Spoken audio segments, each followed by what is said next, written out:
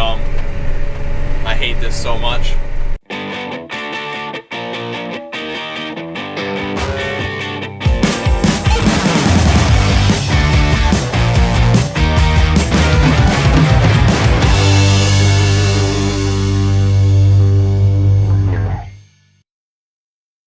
Whew.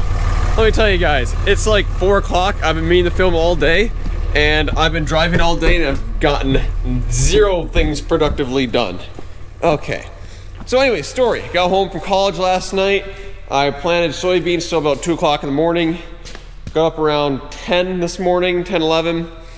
Went to take some drone footage, flew the drone into a tree, broke all the propellers, drove a half hour from the field to our shop in my pickup. That's how spread out we are. A lot of people don't realize how spread out we are. I had to drive a half hour from the field to our shop in my vehicle, get my cousin's drone, drive about 85% of the way back, get a call that the field cultivator blew a tire, and now I'm back here again. So hopefully one of these tires matches up. Okay, I need a 280/70 R15. It's a 240/80. Do we have, what's that one? 280/70 R15, 1, 2, 3, 4, 5, 6 bolt. Perfect. That's our tire. Anyways, you might be thinking, Carson, why in the heck are you driving a half hour for a drone? It doesn't really matter. Not really. Like, obviously the farming's more important than the YouTube. But here's the thing. We're already like done corn planting. It's April 24th. We're very, very close to done. And I have 0 drone footage of the corn planter so far because I haven't seen it yet this year. Because last weekend I was playing soybeans. Last night I was playing soybeans. And then I was at college all week. So I really want to get some drone footage of our corn planter. And I'll explain here in a little bit why we're pushing so hard to get everything done.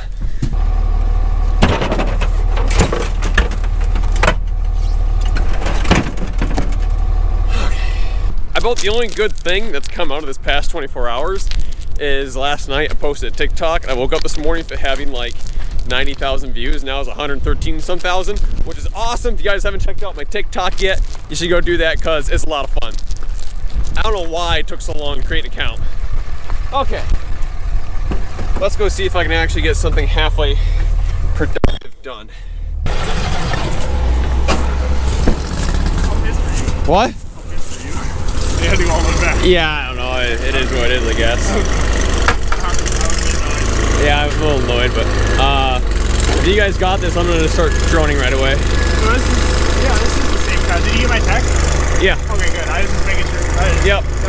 Yeah, no, there was like a pile of like 8 tires there. Yeah. So. This does not appear to be moving there. All right, tires changed. I got some drone footage. Now I'm gonna do my classic, stick the GoPro in the marker and hope that the tractor doesn't run it over.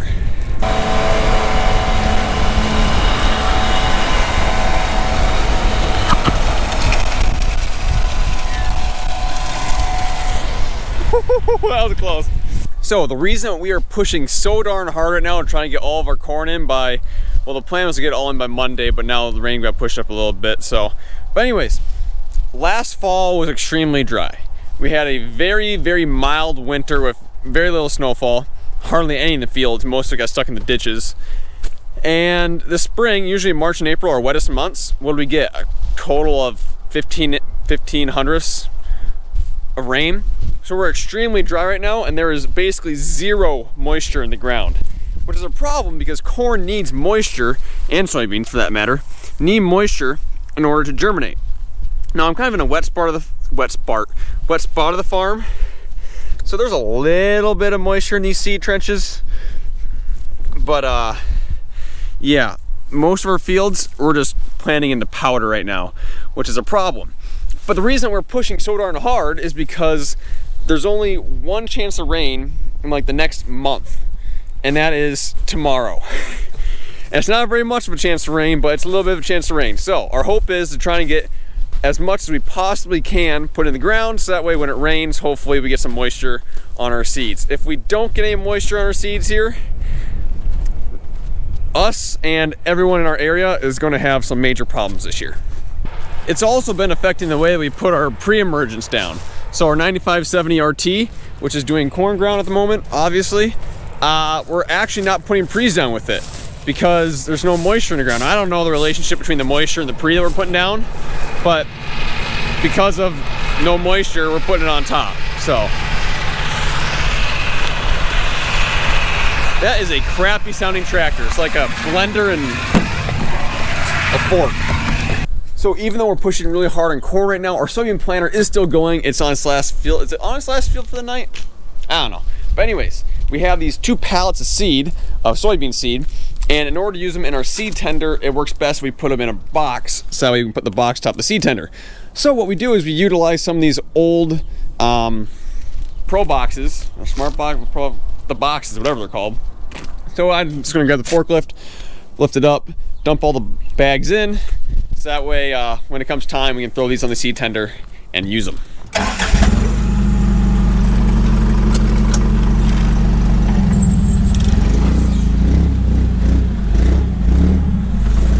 I don't know why, but my brother's forklift has the coolest sound to it ever.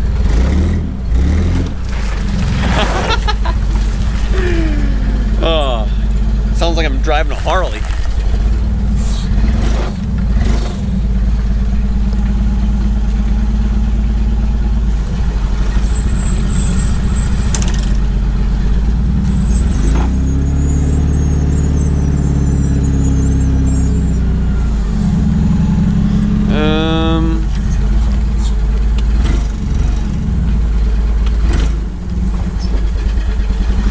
Let's see how I did there.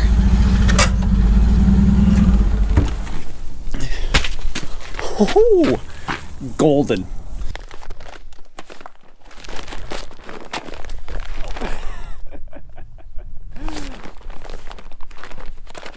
Okay.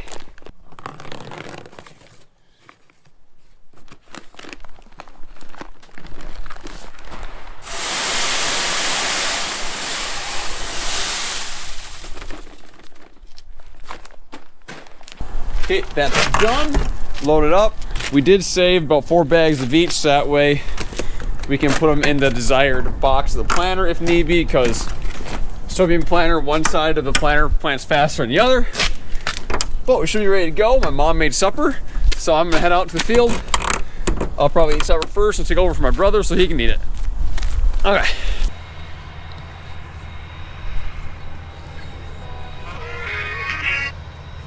Yeah. Oh, okay. All right, film seed.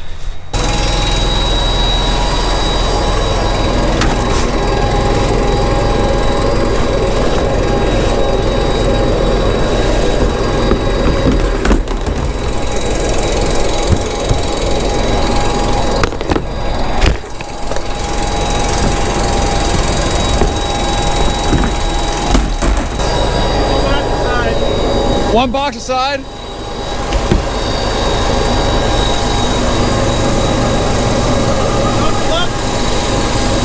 Speed it up. What? Don't you love the fresh smell of spring? Oh yeah. Manure. Fantastic. There we go. Now this is what I like to call the perfect field setup, or like the perfect time to get into a field. So my brother's already done all the end rows, and that was the last refill. So all I gotta do is finish the field tonight. Pretty easy. I also want to bring to attention something from this video.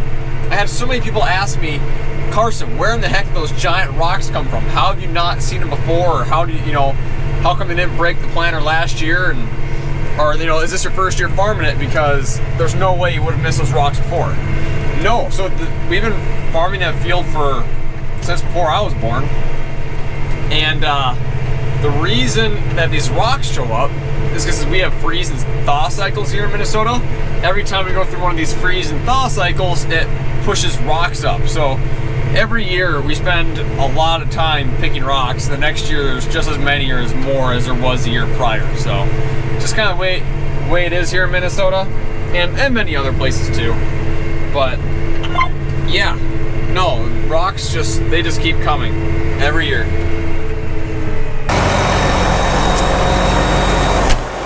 So I've been planning for 20 minutes, half hour now. Now the problem is that because it's so dry, we have to put down a crap ton of down pressure in order to make a halfway decent seed bed. So what's been happening is we're putting down so much down pressure in our closing wheels that the springs on the inside have been breaking. See the spring in there? That keep this from going up too far. So every once in a while I have to get out and just check all the springs, see if there's one that's dangling down. And if not, I should be able to keep going. Yeah, this is just powder. Oh my. No moisture whatsoever. Way down in there's a little bit, but like, it's dry. Well, I got some bad news for everyone. The king has finally lost the light game.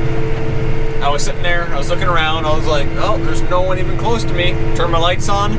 Then I got a text from my dad about 30 seconds later that said, I won. And I looked over, and it turns out he's, you can see that light right there. He's spraying pre-emerge down on top in the same field I am. I didn't even know it. This might be one of the saddest days of my life. I don't know what to do now. I'm a failure. I just got another text from my dad that says, I am the champion, my friend.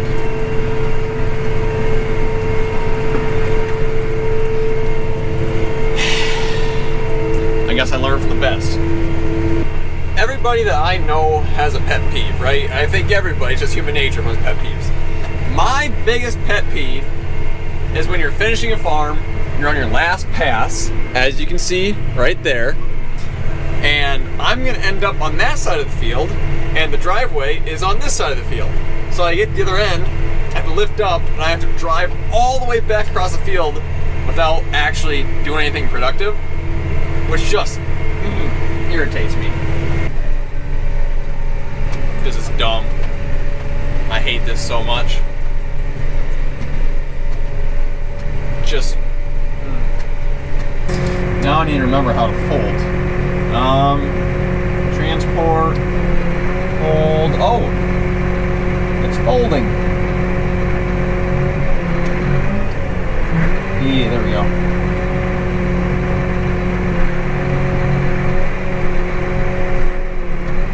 Okay. Yeah, we're not planning right now. I know. 3-point, all the way up.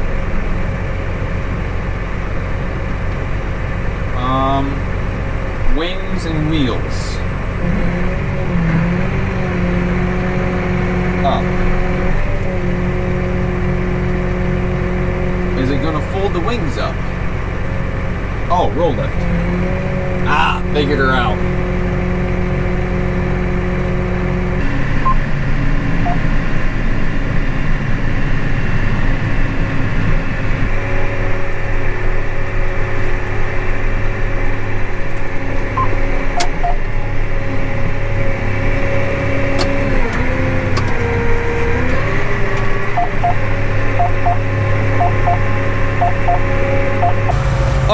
Chris fills the unit with seed to go to the next farm.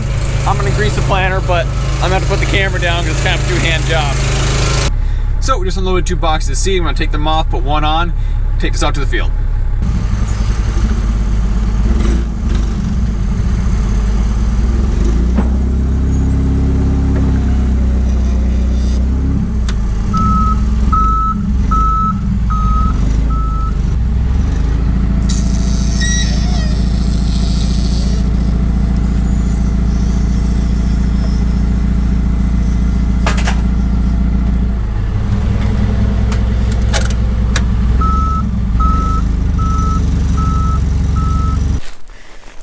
But anyways, the plan is I'm gonna leave the seed tender here for my brother. He's gonna try and finish this field before it rains and snows tomorrow. There's a slight chance he might not get it done. I might have to take over for him in the morning, but I gotta go pick up my dad and then get my stuff. Well, I forgot my GoPro in my pickup, so we're on phone cam right now. But anyways, it's like midnight 30, and Chris needs fuel.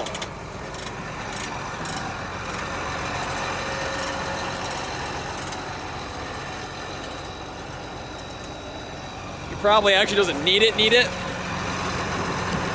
but I really don't want to get a call at 4 o'clock in the morning saying he needs fuel. Well, got him filled up. Hopefully he finishes tonight. There's a slight chance that he might call me in the morning to finish the farm up before it snows, so we'll see. All right, well, I think that's where I'm going to end it. Thank you guys for watching, and I will see you in the next one.